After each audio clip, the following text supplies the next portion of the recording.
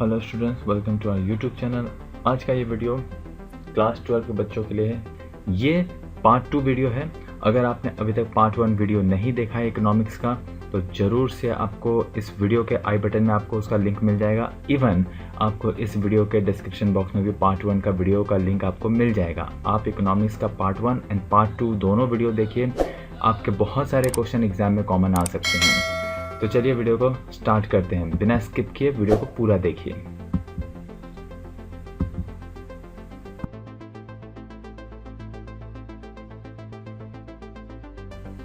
Exam pattern में बात कर लेते हैं। इकोनॉमिक्स का जो एग्जाम होगा वो आपका 100 मार्क्स का होगा और पेपर लिखने के लिए आपको टाइम ड्यूरेशन 3 घंटे का दिया जाएगा। पहला क्वेश्चन देख लेते हैं। Mention the factors which causing leftward shift of supply curve, and the answer is first number point, increase in the price of other related goods. Second number point, rise in the price of inputs or the factors. Third number point, use of inferior technology in production. Fourth number point, increase in the rate of excise duty by the government. Fifth number point, if the objective of the producer changes from sales maximization to profit maximization. Next question is, what is the coefficient of perfect elastic supply? And the answer is, the elasticity is represented in numerical form and is defined as the percentage change in the quantity supplied divided by the percentage change in price. When the coefficient is less than 1, the supply of the good can be described as inelastic. When the coefficient is greater than 1, the supply of the good can be described as inelastic. When the coefficient is greater than the 1, the supply can be described as elastic. An elasticity of 0 indicates that quantity supplied does not respond to a price change. If the coefficient is exactly 1, the good is said to be unitary elastic. Question is, what is the main feature of unitary price elasticity of supply? And the answer is, when the percentage change in quantity supplied of a commodity is equal to percentage change in its price, the supply of the commodity is said to be unitary elastic. It means if the price of the commodity increases by 50%, its quantity supplied will also increase by 50%. It can be explained with the help of the following supply schedule and supply curve. Next question. Explain homogeneous product as the feature of the perfect competition. And the answer is, homogeneous product means that products are identical on all respects like quality, color, size, weight, design, etc. They are perfect substitutes for another. The goods sold in the market are equal in the eyes of the buyers and they pay some price. Goods being homogeneous, no individual firm can charge higher price. Next question is, explain free entry and exit of firms as a feature of perfect competition. And the answer is, free entry and exit of firms means that these are no artificial barriers or natural obstacles in way of new firms to enter the industry and old firms to leave the industry. New firms induced by large profits can enter the industry, whereas the firms suffering loss can leave the industry.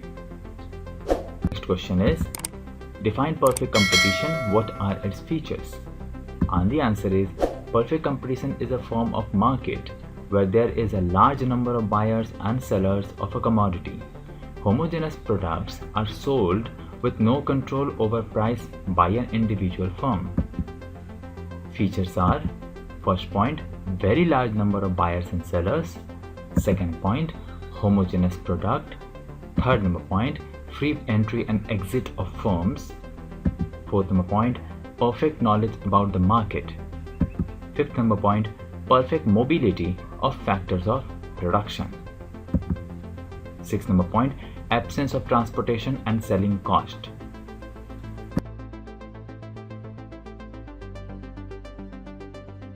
Next question is, define oligopoly. And the answer is, oligopoly is an important form of imperfect competition. Oligopoly exists when there are few firms selling the product. Oligopoly can simply be defined as the competition among the few firms. The products of these firms may either be close substitutes or homogeneous. Examples are mobile service providers, car industry, airlines, etc. Next question is, define non-collusive oligopoly. And the answer is, when firms do not cooperate with each other and engage in fierce competition with each other, the market is called a non-collusive oligopoly. Under such environment, while competing with each other, firms drive price levels and profit levels down to the level of normal profit only. Next question is, write the assumptions of equilibrium. And the answer is, first point, slope of demand curve is negative, that is, it slopes downwards. Second point, slopes of supply curve is positive, that is, it slopes upwards. Next point, excess of supply in relation to demand leads to fall in price, and excess of demand in relation to supply leads to rise in price. Next question is, what is ceiling price? And the answer is, when the price prevailing in the market is too high and is affecting the interests of the consumers adversely, the government has to step in and decide ceiling price. The sellers are not allowed to raise the price of their products beyond their ceiling price, and thus the interest of the consumers are protected. Next question is, what is floor price? Answer is, it is not necessary that price determined is always too high. Sometimes it may be too low also. It may happen especially in markets with excessive supply of something. For example, Indian labor market is a market with excessive supply of labor. In such a setting, the wage rate determined by the market forces of demand and supply is generally too low. To protect workers' interests in such a case, the government may pass minimum wage legislation. Next question is, distinguish between closed economy and open economy. And the answer is, closed economy does not have economic relation with the rest of the world, while the open economy has economic relation with other countries. Closed economy activities taking place outside the territory do not affect the economic activities, while the economic activities of such an economy are affected by international fluctuations. Closed economy is an imaginary economy, while the open economy is a realistic. Closed economy is no different. There's no difference between national income and domestic income in closed economy, while the size of the national income may be greater or the smaller than the domestic income in open economy. आगे बढ़ने से पहले अगर आपने अभी तक इस video को लाइक नहीं किया है और हमारे चैनल को सब्सक्राइब नहीं किया है तो काइंडली इस वीडियो को लाइक जरूर करें और हमारे चैनल को सब्सक्राइब जरूर करें। इससे हमें मोटिवेशन भी मिलता है और हम आपके लिए इस तरह के वीडियोस ले आते हैं। Next question, what is mixed income? Why is there a need for such concept?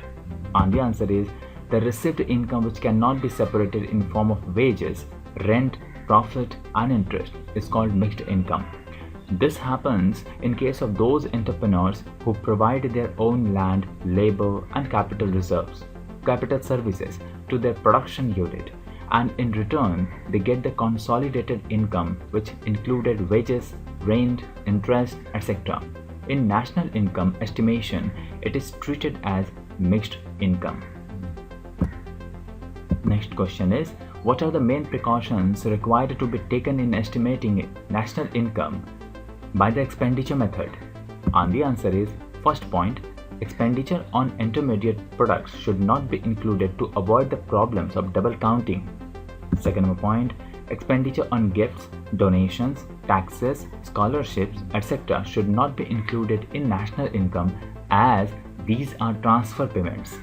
Third point, expenditure incurred on purchase of second-hand goods should not be included as the expenditure on these goods has already been included when bought for the first time. And the fourth point, expenditure on purchase of bonds and shares should not be included as these are financial transactions. Next question is define personal disposable income.